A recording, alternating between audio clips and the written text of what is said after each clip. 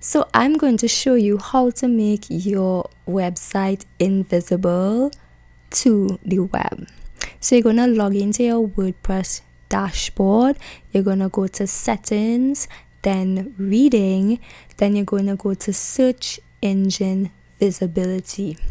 You're going to tick discourage search engines from indexing this site. And if you have Yoast SEO installed, it's gonna have a conniption and tell you that you need search engines like crawling your website and indexing your website, and like don't do this.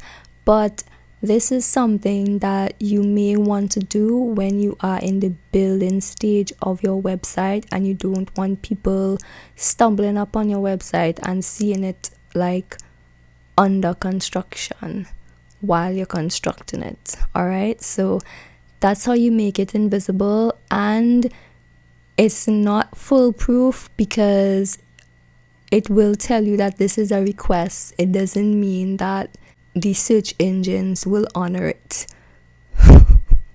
Okay, so you're requesting, but if it's honored, you're basically invisible.